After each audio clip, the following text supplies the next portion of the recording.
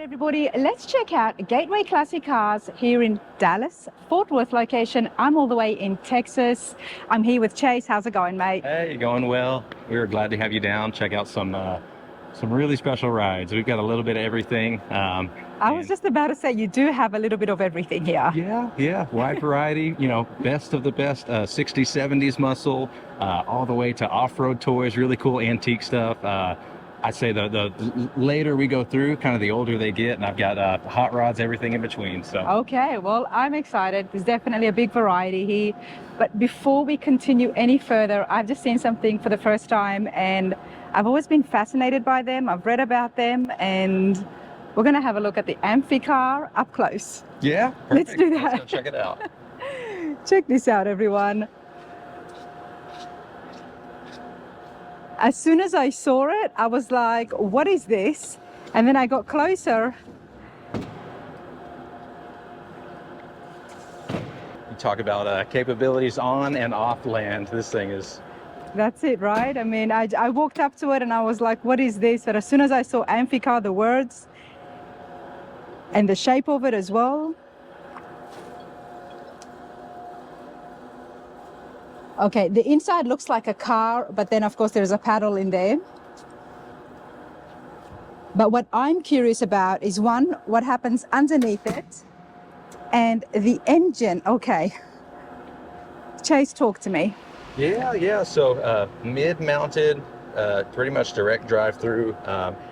You've pretty much you got your prop set up underneath to where doesn't take much change of a couple of levers through. You're going from on land down the ramp, and you can instantly initiate it to have all the water capability. And we think where it may not travel very fast through the water, it still holds up and is pretty capable to get you around. It doesn't sink. Yeah. No one's going to race this on the water. But is that a boat motor or? So still towards like an automobile drivetrain. Okay. And then they just got kind of a direct link to where it's got just different prop shafts through.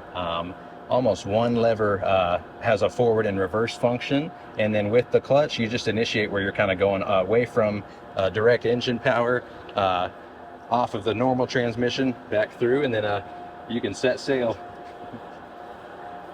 This is so cool. So is that just storage in the front? Kind of the front storage space for us here that closes in. And then you'll have the bilge assembly. So where, just like a boat, these can tend to take on a little water. The customer for this one has redone the floors, resealed everything, but outside a fuel tank, and then the bilge setup where it'll displace any collected water.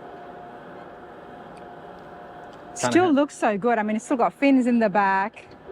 Yeah, for the era, hanging on to kind of the later 50s styling. And it's a 65. Yeah, 1965. Wow. I've seen a few, say through movie displays and promotional. I've read a lot about it, but we're excited to get this one in.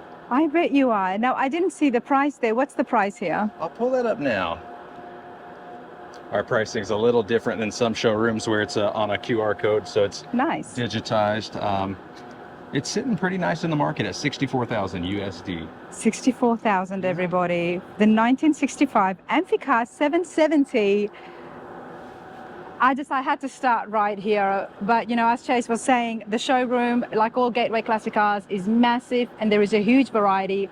A lot of muscle cars we're seeing, and then we've even got a blower of some sorts right here. Yeah, this 69 Roadrunner, it's been converted to where it has kind of a through-the-hood air cleaner, dual carb setup. It's all modernized with electronic fuel injection, so that's a plus where you have older era muscle styling, but turnkey to where you can hop in and have direct power. 9 Plymouth Roadrunner. Let's have a look, see what engine this has got. It's got the 440 V8, as well as the 727 Torque Flight automatic transmission, and it is fuel injected. Chase, what's the price? This one's priced at $75,000. $75,000. Yeah, really nice Mopar where it's modernized with fuel injection. Engine has basically just been fully transplanted, rebuilt, crate style motor, and then they left kind of an original look to it with the steel wheels, bigger back tire. It's certainly got a presence once you get power on the... Oh, I bet. It'll sound brilliant. It looks mean. So tell me about some of the cars that you've got here. We're in Texas. It's a lot more hotter and drier here than some of the other states. So what does that say about the cars that you guys have got? We get that question often. Most of the vehicles, they'll come in locally. A lot of times they have ownership that it shows that they've been enjoyed in the South, rust-free climates without moisture. A lot of cars, though, they've been passed around in hands from time to time. So we try to gather as much history as we can. And that's part of our check-in. Anything structural issues, if they have things that would prevent, kind of safe enjoyment with the vehicle, holes or panels that need rust touching, we'll actually turn those away and kind of guide a customer to fix those. So if a car was enjoyed in the North and well taken care of, or if it's been in the South a long time, that speaks towards everything that's just been present and held up a little bit better over time. So, and we crawl up underneath them as far as we can. We'll do kind of an equipment rundown, a checklist, confirm drivability.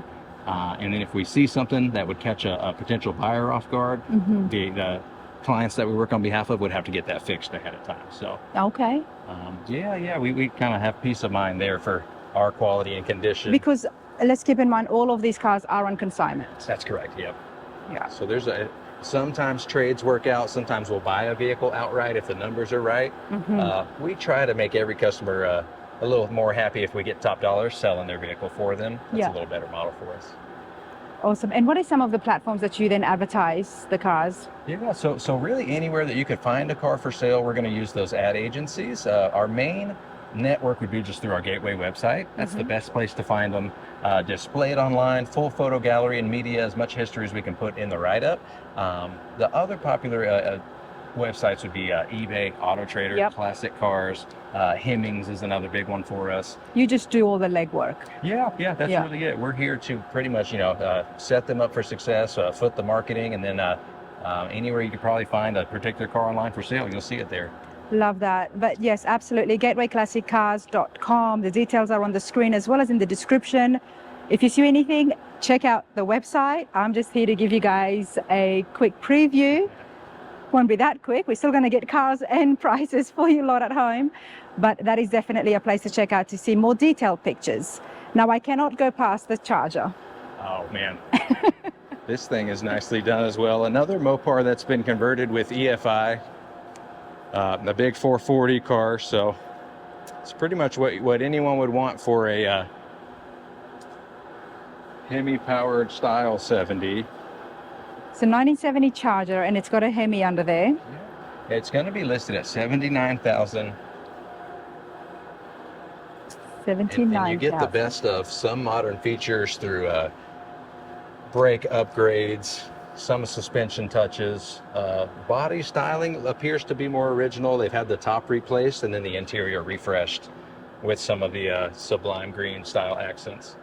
Nice. So the Charger 500 has been restored. Feel free to pause the screen to have a look more in detail. But as Chase was saying, a lot of the options have been upgraded, which makes it super cool. It looks beautiful. Interiors are neat.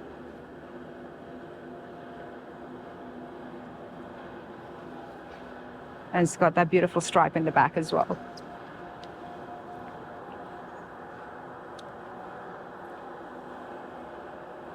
Super cool.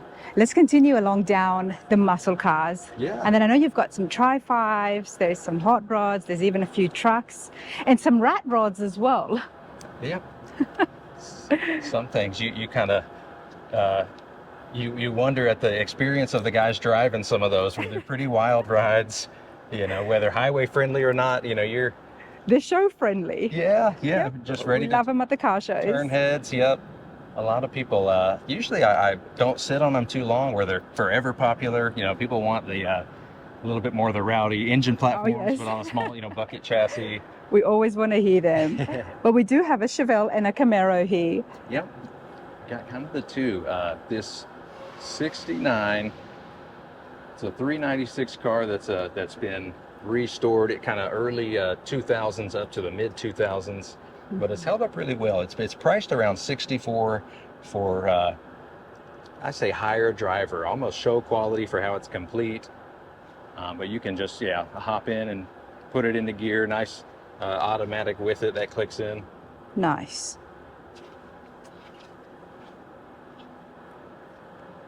It's got a very nice blue. I want to try and give you guys the rear end as well.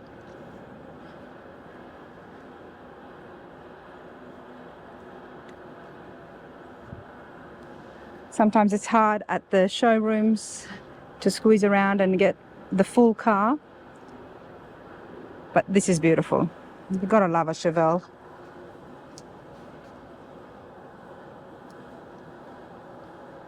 And every time I see a Chevelle, there's a Camaro sitting right next to it. It's funny how they kind of pair up that way, yeah, being Chevy significant. Well, they look good, right? Yeah. And even seeing, kind of the difference between a little bit more of the consolidated sportiness that the Camaro offers for early 70s. It definitely grew in size from the first gen, 67 to 69. But I definitely love me a good Chevelle. I actually had another blue 69 here 2 weeks ago. That one we did end up selling. So this whole row was nice, kind of deep metallic blue, mostly GM products with nice upgrades. Nice. And that's down to, this one too. This one's a 383 stroked out build.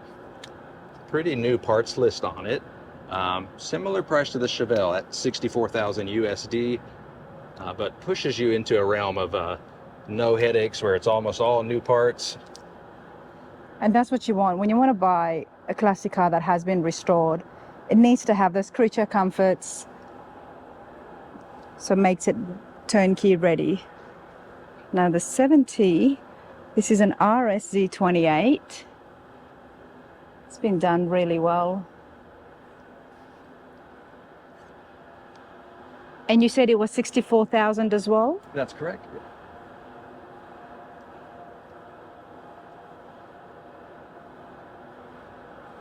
It's almost like a purple, a dark purple with hints of black. Yeah, I was just going to say you could almost fall into how deep some of the colors shift for darker on some areas as the panel, surface rounds. Really good bit of metallic flake to it. The white accent stripes, kind of bring in the darker real estate areas there, and then very nice. Having the split bumper look is such a cool look with that big grille too. I like it. I like the Z28s a lot. So before we continue on, I do want to have a look at the Pontiac here, the convertible. This Le Mans too. Another nicer driver, having the drop top option. Almost has some early sport qualities like a Firebird, but it's got a couple feet longer front and back for a bigger car. But and this was the Le Mans. That's correct. Yep. Okay. It's got the Pontiac 350 small block, just a nice automatic transmission, and the first convertible I've seen in a few years here, and it's priced in the low 30s. I believe about 33,000.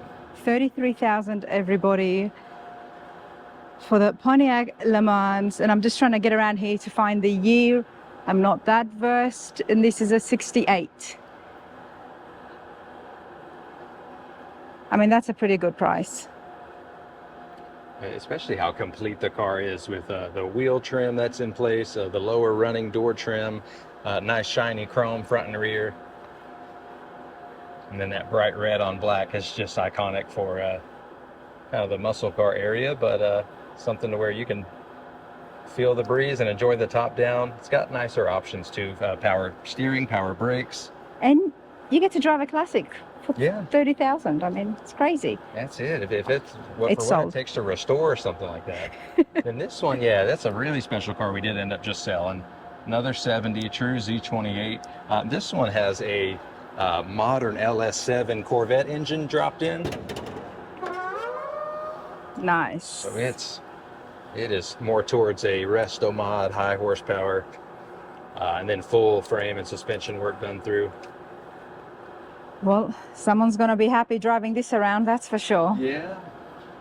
Would you mind if I ask how much you got sold for? So it sold right at 80,000. 80,000. Yeah. With all those upgrades, and I'm guessing the suspension and all that's been upgraded as well. The fact that he went to Holly LS Fest, Yeah. we know there's a few things happening. You said it. That's the best place for anything that's towards the GM high performance. TMI interior, full suspension just touched off, 4-link rear, coilovers. There you go. That borderlines, modern capability, older styling, and very popular for today's times. Where It would drive really well. Yeah, like and a they new would have put car. on the autocross as well, so it could really handle itself well. Okay, there is some footage if any of you is interested about the Holly LS Fest on the channel. But let's continue on here. Yeah, we get into some of our Novas. I've got a 67 and a 70. Both have been done up right with more show qualities, fresher repaint, fresher interiors. That one's got a Chevy LS motor in it. LS. The silver one? Yep. Okay. Like the paint job, but more than that, the interior is drawing me in. I love the piping that matches some of the red on orange touches. Door card all the same, kind of that wood grain billet style steering wheel that goes in. It draws you in. It's comfy, it's cozy, and I like the yellow. And this one we ended up just selling as well. It was a car that started a little bit higher, closer to around the 60 mark, and it ended up going for upper 40s for this quality of Nice. kind of show touches too. I mean, even though it's been sold, it's good for everyone to see the prices. So the Chevy 267, I mean, in the fact that it's got sold for the 40s and it's already been done and restored. And there's really nothing on the list that you'd have to touch off for options, power steering, power brakes, newer air conditioning. Back to us, if the car stays in the South, you're gonna want some creature comforts like you mentioned for AC. Absolutely.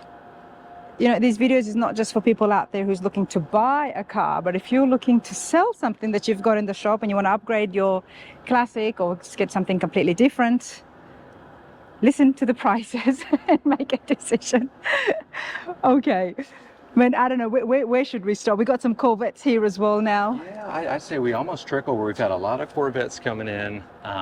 I call this kind of the Corvette Alley that rolls through. And I've always got, every generation on site. Some of the C1s are a little harder to get in.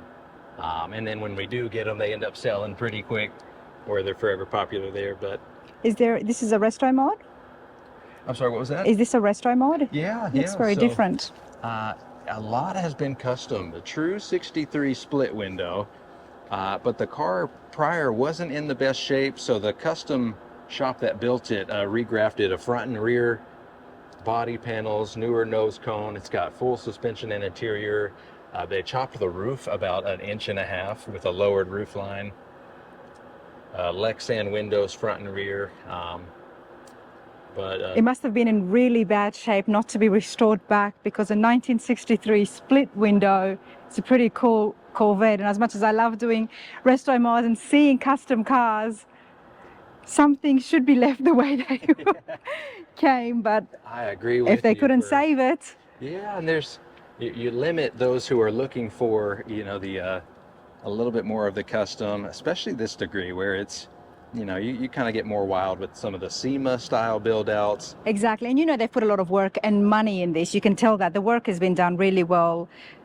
And then you'll have to find that one buyer who's not a purist, and he wants to basically be seen in something that you'll probably never see again, to this degree. True. So the 63, it's got the LS1 in it. Okay. And then it's sitting, I believe, around 135,000. Okay. Right there in that range, and it's come down a little. But with all those custom modifications, a lot of money and hours, as well as that, it's got the LS1. So we were expecting 6 figures, but at the moment it's 130. Okay, now we've got a later model. Yeah, later model 2010. This is a very special Z06. Just crept over 1,000 miles. So, nice. Yeah, kind of a total garage queen. Just one owner enjoyed pretty seldomly through its life. It's past the break-in period, but for somebody who wants a really low mileage example, that's going to be the one for 'em, and it's priced at $66,000 right now. 66,000, nice. This is beautiful. This is one of my favorites, 65 Fessler built. Restomod that has new touches, but has kind of that blend of styling that keeps it closer to original. Fessler built Corvette. So that's the factory that makes the Corvette bodies? Or? And so they're a little bit of a smaller company towards Houston that just does frame off rebuilds like this. Okay. And a lot of what they have is going to be high end, components through full paintwork, nice and custom interiors, a lot of triple black opted cars too. So they put a lot of love into the sinister kind of style builds. And then just ground up, full suspension and frame. Underneath the hood is just as nice as the exterior. Nice.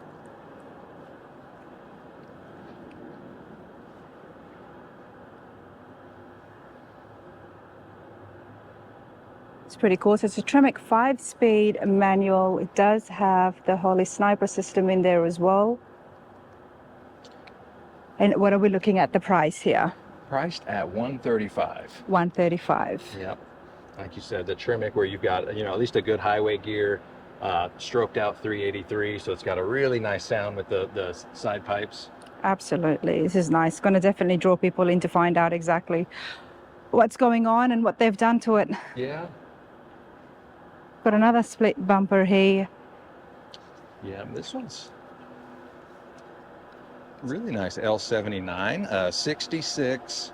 The current customers enjoyed it for a few years, pretty much as it's been built. So very close to the original paint code. The interior's been left to be original.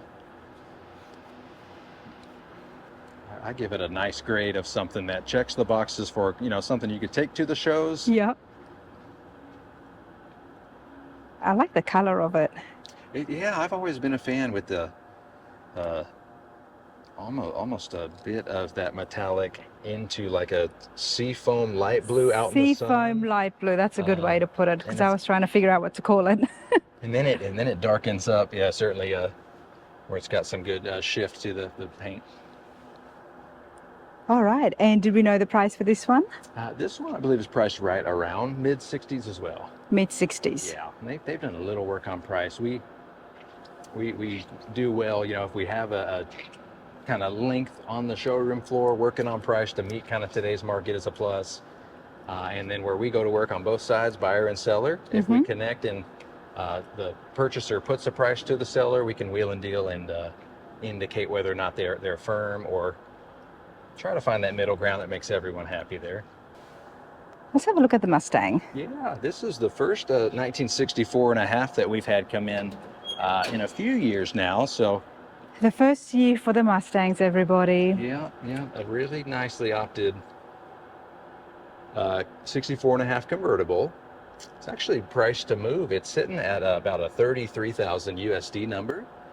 A lot of convertibles can start in the 40s for lesser quality. That even goes up further if you do, 67, 68 year model with the body style changes. But this one's a really nice driver, refreshed small block 289. In the 30s, everybody. I mean, this is, for me, things like this is a part of history. 64 and a half, the first year of the Mustang. It's pretty cool. And it's in really good shape. Is this all original? So it has been refreshed. Okay. Interior's been recovered. I think the door cards were even sourced and redone. Features outside of, say, the dash, the transmission tunnel column, and the carpeting has all been touched off as well. And it's definitely gotten a fresh coat of paint. Yeah. And the convertible top has been replaced as well. So Nice. Somebody really took the age out and left it to be kind of original style, but there's really the less on the list, the better if you do have to restore something and go through it. That's pretty cool.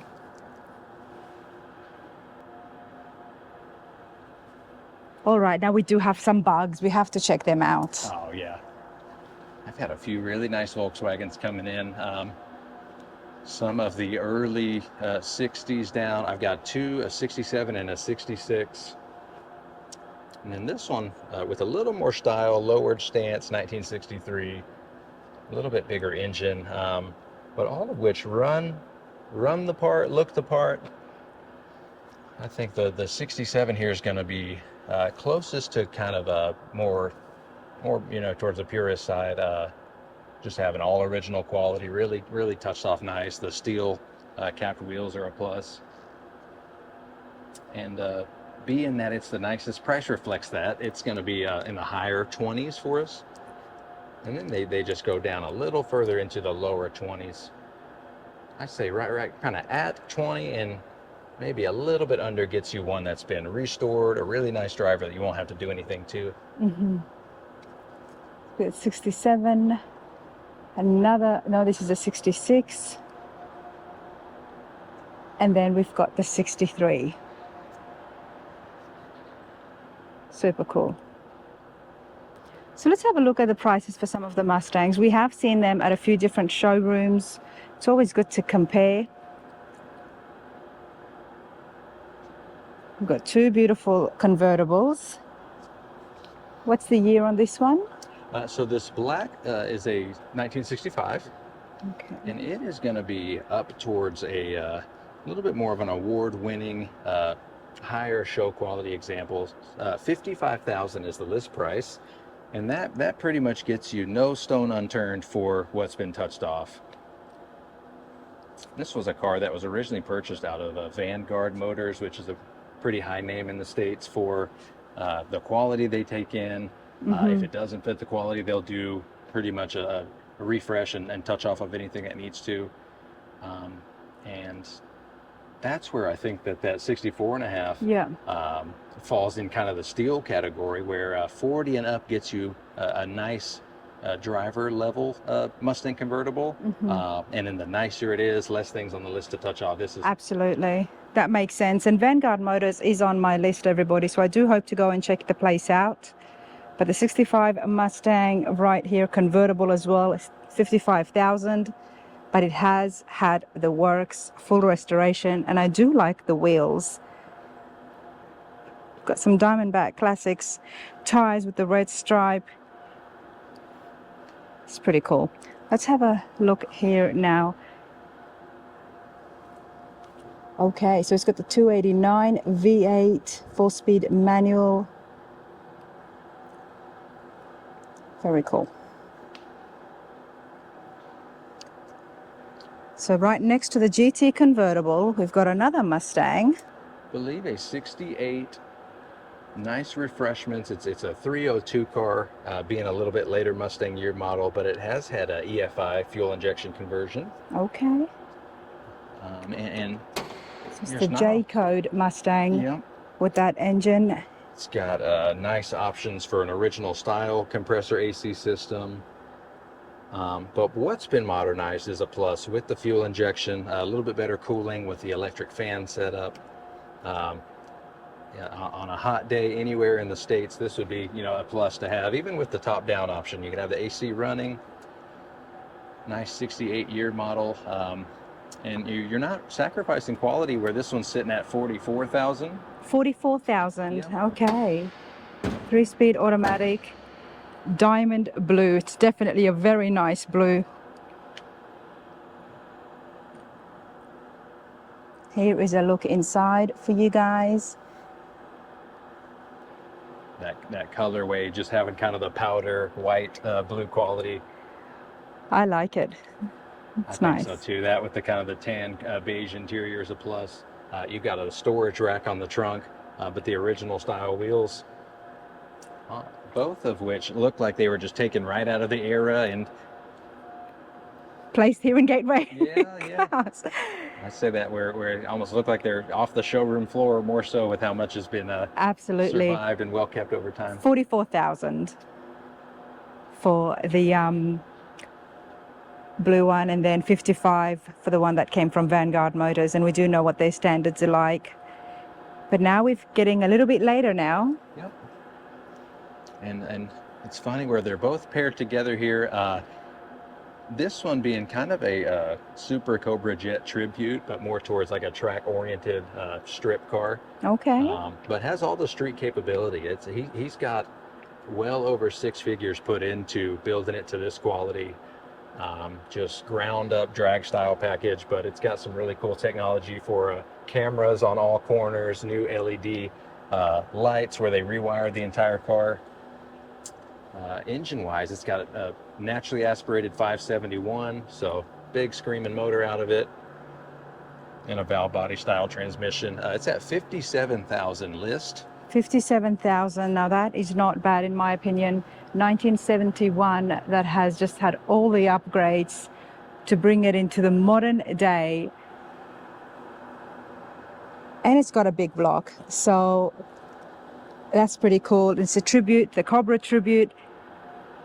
And as you can see inside here, this was made to have fun in.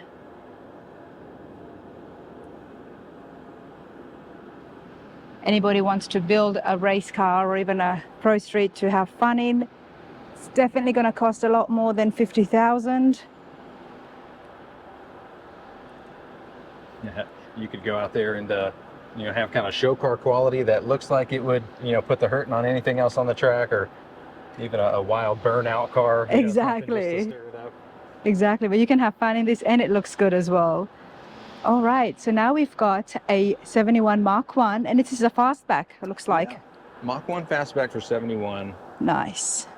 You go a little bigger on engine size, where it's pretty much true to how it left the factory at 351 Cleveland. Still just a 3-speed automatic C6 option. And it's another car that was restored relatively recently and has kind of the purest quality. It listed at 40,000 for this, and I love the green color that comes on it. It's iconic. Gotta love the fastbacks. It's got such a cool, unique rear end. Nice and neat inside here as well, and sitting at 40,000.